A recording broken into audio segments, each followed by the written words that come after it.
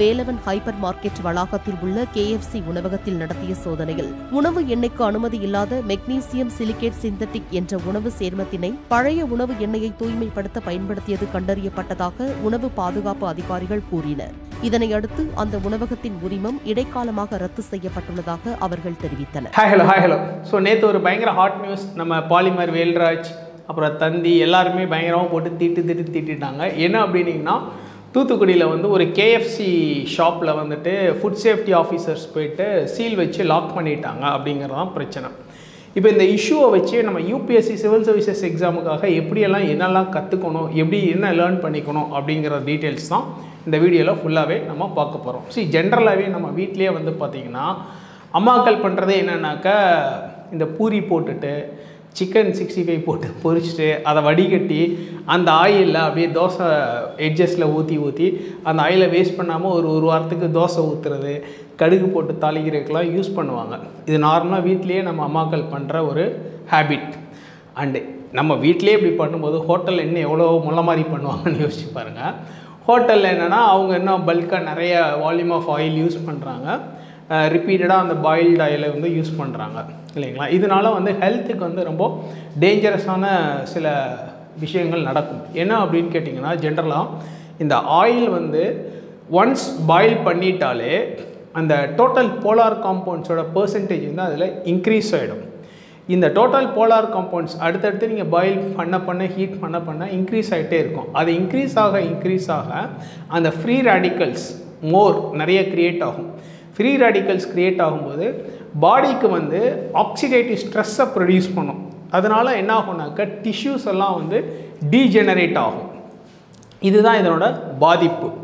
இப்போது இதுக்கு இந்த KFC ஹோட்டல் என்ன பண்ணியிருக்காங்க அப்படின்னு கேட்டிங்கன்னா, மெக்னீஷியம் சிலிகேட் நிறையா வச்சுருக்காங்க. அது கிட்டத்தட்ட ஒரு 18-20 கிலோ மெக்னீஷியம் சிலிகேட் எடுத்திருக்காங்க. ஸோ ஜென்ரலாக இந்த KFC அவங்க என்ன பண்ணியிருக்காங்கன்னா, இப்படி ஒரு பிரச்சனை இருக்குது, ப்ளஸ் ரிப்பீட்டடாக அந்த ஆயிலில் யூஸ் பண்ணுவோம், அந்த ரெசிடியூஸ்லாம் நிறைய இருக்கும், பார்க்குறக்கே ஒரு மாதிரி கருப்பாக அது மாதிரி இருக்கும் அப்படின்றதுனால இந்த மெக்னீஷியம் சிலிகேட்டை போட்டு அந்த ரெசிடியூஸ் எல்லாம், மெக்னீஷியம் சிலிகேட்டுங்கிறது பேசிக்கலி ஒரு அப்சார்பன்ட் தான். ஸோ அதெல்லாம் அப்சார்ப் பண்ணிவிட்டு ஆயிலை கொஞ்சம் க்ளீன் ஆயில் மாதிரி மாற்றி திருப்பி ரீயூஸ் பண்ணிகிட்டு இருக்காங்க. இப்படி தான் நிறைய ஹோட்டல்ஸ்லையுமே, ஈவன் ஸ்டார் ஹோட்டல்ஸுமே இந்த மாதிரி பண்ணிகிட்டு இருக்காங்க. ஸோ அண்ட் இதுக்காக தான் என்னென்னா, கவர்மெண்ட் வந்து ருக்கோ இனிஷியேட்டிவ்னு ஒன்று கொண்டு வந்தாங்க. என்னென்னா, இந்த ரீயூஸ்டு குக்கிங் ஆயிலை வந்து பயோஃபியூவலாக பயோடீசலாக மாற்றுறதுக்கு தனியாக அது ஒரு இனிஷியேட்டிவாகவே கொண்டு வந்தாங்க. இன்ஃபேக்ட் நானே அண்ணா நகரில் ஒரு சில ஹோட்டல்ஸ்லாம் போய் பார்த்துருக்கேன்.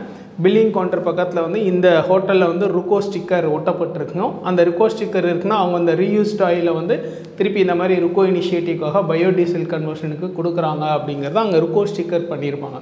இது வந்து கவர்மெண்ட் ஆஃப் இந்தியா வந்து எடுத்த ஒரு இனிஷியேட்டிவ். ஸோ இந்த பாயில்டு ஆயிலை ரிப்பீட்டடாக யூஸ் பண்ணுறதுனால ஹெல்த்துக்கு நிறைய ப்ராப்ளம்ஸ் வரும். எஸ்பெஷலி கார்டியாக் டிசீசஸ் ரொம்ப என்ன, இந்த ஆர்த்தியோஸ்க்ளரோசிஸ், அதுக்கப்புறம் இந்த பிளட் வெசல்ஸில் வந்துட்டு பிளாக்கேஜ் ஆகிறது, ஆர்டரிஸ் வந்து பிளாக் ஆகிறது, இந்த மாதிரி நிறைய ஹார்ட் ரிலேட்டட் டிசீசஸ் ரொம்ப பாதிக்கும். அண்டு கேன்சர், கார்சினோஜெனிக், ஜென்ரலாகவே ஃப்ரீ ரேடிக்கல்ஸ் அதிகமாகி பாடிக்கு ஆக்சிடேட்டிவ் ஸ்ட்ரெஸ் அதிகமானாலே கேன்சர் ஈஸியாக வந்துடும். அண்ட் அதனால தான் ஜென்ரலாக ஆன்டி ஆக்சிடென்ட்ஸ் அதிகமாக நம்ம எடுத்துக்கணும்னு சொல்கிறாங்க. அந்த ஆன்டி ஆக்சிடென்ட்ஸ் எடுத்துக்கணும்னு சொல்கிற லாஜிக்கே என்னென்னா, ஆன்டி ஆக்சிடென்ட்ஸ் எடுத்துக்கிட்டால் இந்த ஆக்சிடேட்டிவ் ஸ்ட்ரெஸ்ஸை வந்து குறைச்சிரும் அப்படிங்கிறது தான் logic. So oxidative stress, anti oxidants அப்படிங்கிறது தான் லாஜிக். சரிங்களா. ஸோ இவ்வளோ பெரிய ஒரு சயின்ஸ், இவ்வளோ பெரிய ஒரு கெமிஸ்ட்ரி வந்து இந்த பிரச்சனைக்கு பின்னாடி இருக்குது. அண்டு இது வந்து நார்மலாக நம்மளோட ஸ்கூல் டெக்ஸ்ட் புக்லேயோ, NCERT டெக்ஸ்ட் புக்லேயோ, இல்லை தமிழ்நாடு டெக்ஸ்ட் புக்லேயோ பேசிக் சயின்ஸில் ஈஸியாக அவைலபிள் கிடையாது. இதெல்லாம் வந்து அப்ளிகேட்டிவான சயின்ஸ். இதெல்லாமே நம்ம நியூஸில் கரண்ட் அஃபேர்ஸ்லேருந்து தான் எடுத்துக்கணும். அண்ட் நேற்று இந்த நியூஸ் வந்து பயங்கர பாப்புலர். நிறைய நேஷனல் டெய்லிஸ்லாம், ஹிந்துலலாம் நிறைய போட்டாங்க இந்த மாதிரி நியூஸ். இப்போ என்ன ஆகுனா, அப்போ இந்த நியூஸ் வந்து UPSCக்கு ப்ரிலிமினரி எக்ஸாமுக்கு எஸ்பெஷலி ரொம்ப பொட்டென்ஷியலான ஒரு விஷயம். அண்ட் சயின்ஸ் அண்ட் டெக்னாலஜிங்கிறதே நம்ம நியூஸ்லேருந்து நிறைய கற்றுக்கணும்.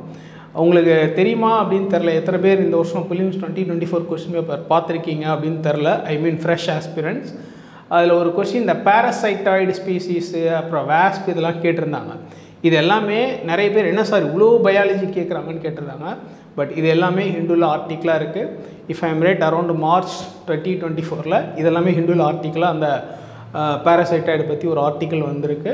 அண்ட் இன்ஃபேக்ட் நம்ம டெஸ்ட் பேட்ச்லையுமே டிஸ்கஷனில் அந்த லீடெல்லாம் கொடுத்துருக்கோம். சரிங்களா? ஸோ இந்த current affairs based science and technology, applicative science and டெக்னாலஜிங்கிறது ரொம்ப ரொம்ப இம்பார்ட்டண்ட். அண்ட் இந்த கேஎஃப்சி நியூஸை வந்து நீங்கள் ஒரு பாலிமர் சேனல்லையோ இல்லை ஒரு தந்தி டிவிலையோ ஒரு நியூஸ் 18லையோ ஜஸ்ட்டு பார்த்துட்டு அப்படி கடந்து போகிறது கிடையாது.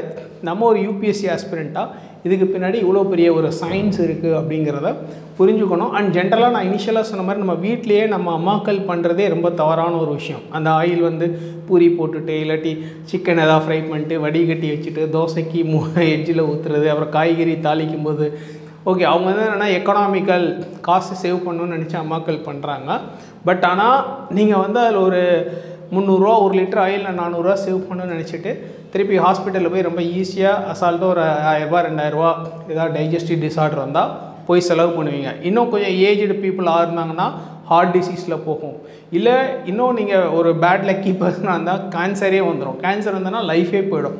ஸோ ஒரு 300 400 சேவ் பண்ணுறதுக்காக டோட்டலாக இவ்வளோ செலவு பண்ணி ப்ளஸ் லைஃபையே ஒரு ரிஸ்க் ஆக்கிக்கிறதுக்கு பெட்டர் என்னென்னா நீங்கள் நம்ம அம்மாக்களே வந்து கிச்சன்லேயுமே ஜென்ரலாக ஒரு அப்பளம் பொரிச்சாலோ இல்லை பூரி செஞ்சாலோ இல்லை சிக்கன் ஃப்ரை பண்ணாலோ அந்த ஆயிலை ரொம்ப சந்தோஷமாக தூக்கி போடுங்க. ஆஹா நமக்கு கேன்சர் வராது, தூக்கி போட்டுவிட்டோம் அப்படின்னு நினைங்க. கவலையாக ஐயோ காசு போகுதுன்னு நினைக்காங்க. சந்தோஷமாக அப்பா கேன்சர் வராது நான் தூக்கி போட்டுட்டேன் அப்படின்னு சந்தோஷமாக தூக்கி போடணும். இன்னும் நிறைய பேருக்கு ஹவுஸ் ஒய்ஃப்ஸ் நம்ம அம்மாக்களுக்கே இந்த சயின்ஸ் தெரிகிறதில்ல. அவங்களுக்கு எக்கானமி தெரிஞ்ச அளவுக்கு சயின்ஸ் தெரிகிறதில்ல. சேவ் பண்ணுறது மட்டும்தான் தெரியுது. பட் ஆனால் சேவ் பண்ணுறோங்கிறதுல வந்துட்டு உயிரையே பணைய வைக்கணுன்றதை அவங்க ரியலைஸ் பண்ணுறதில்ல. அண்ட் இது வந்து நேற்று அந்த கேஎஃப்சி பிரச்சனையில் வந்து அதிகமாக ஹைலைட் ஆன விஷயம். அண்ட் ஒன் மோர் திங் என்னென்னா இப்போ இந்த மெக்னீஷியம் சிலிக்கேட்டுங்கிறது இது வெறும் இந்த கேஎஃப்சியில் ஆயில் இதுக்காக எடுத்து அப்படி மட்டும் கிடையாது. நார்மலாக நம்ம யூஸ் பண்ணுற டால்கம் பவுடர்லேயே வந்து ஹைட்ரேட்டட் மெக்னீஷியம் சிலிக்கேட் தான் யூஸ் பண்ணுறாங்க. அண்ட் மெக்னீஷியம் சிலிக்கேட் இன்னும் நிறைய இடத்துல அப்சார்பண்ட்டாக யூஸ் பண்ணிக்கிட்டு தான் இருக்கும். பட் என்னென்னா இதெல்லாம் எந்த அளவுக்கு எந்த பர்சன்டேஜ் யூஸ் பண்ணணும் அப்படிங்கிறது தான் இருக்குது.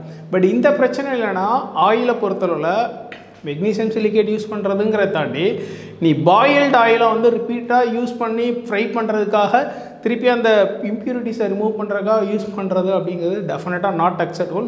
மெக்னீஷியம் சிலிக்கேட் நிறைய இடத்துல பெர்மிசிபிள் லிமிட்டில் பெர்மிசிபிள் யூசர்ஸ்க்கு நிறைய பண்ணிக்கிட்டு தான் இருக்கும். பட் இந்த இடத்துல வந்து இந்த மெக்னீஷியம் சிலிக்கேட்டோட யூசேஜுங்கிறது ஒத்துக்கொள்ளவே முடியாது. ஏன்னா இது மெக்னீஷியம் சிலிக்கேட்டையும் தாண்டி அந்த பாயில்டு ஆயில் அப்படிங்கிற ஒரு இஷ்யூஸ் இருக்குது.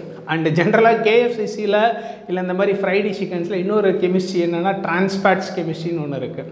இதுவுமே நம்ம உடம்புக்கு அதிகமாக பாதிப்பை தரக்கூடியது. இவ்வளோ பெரிய கெமிஸ்ட்ரி இருக்குது இந்த ஆயிலுக்கு பின்னாடி. ஸோ இன்னும் டீட்டெயிலாக பேசணும்னா பேசிட்டு போகலாம். அட்லீஸ்ட் பேசிக்காக நான் ஃபீட் பண்ண வேண்டியது ஃபீட் பண்ணிட்டேன். இன்னும் மீதி நம்ம கிளாஸில் டீச் பண்ணும்போது இதெல்லாமே உங்களுக்கு சொல்லுவோம். ஸோ இந்த சயின்ஸ் அண்ட் டெக்னாலஜிங்கிறது இப்படி படிச்சிங்கன்னா தான் நீங்கள் வந்து ரிட்டென்ஷன் கொடுக்க முடியும். அந்த ரிட்டென்ஷன் கிடைச்சா தான் எக்ஸாம் ஹாலில் ரீப்ரொடியூஸ் பண்ண முடியும். ஏன்னா இந்த வருஷம் அந்த பேராசைட்டாய்டு கொஸ்டினுமே அப்படி தான் நிறைய பேர் வந்து ஈஸி ரைட்டுன்னு நினச்சி போட்டு தப்பாகிடுச்சு. நிறைய பேர் இது ஏன் கேட்டாங்கன்னே புரியாமல் இருக்காங்க. பட் அது ஹிந்துவில் கரண்ட் அஃபேரில் வந்திருக்கு. சரிங்களா? ஸோ கரண்ட் அஃபேரை பேஸ் பண்ணின சயின்ஸ் அண்ட் டெக்னாலஜிங்கிறது அவ்வளோ ஈஸியாக நீங்கள் இக்னோர் பண்ணிட முடியாது. அண்ட் இதெல்லாம் தான் நாங்கள் வந்து கிளாஸில் அதிகமாக ப்ரையாரிட்டைஸ் பண்ணி கொடுப்போம். அண்ட் டெஸ்ட் பேட்ச்லையுமே அதிகமாக நம்ம ப்ரையாரிட்டைஸ் பண்ணி கொடுப்போம். சரிங்களா? Wish all the best. Thank you.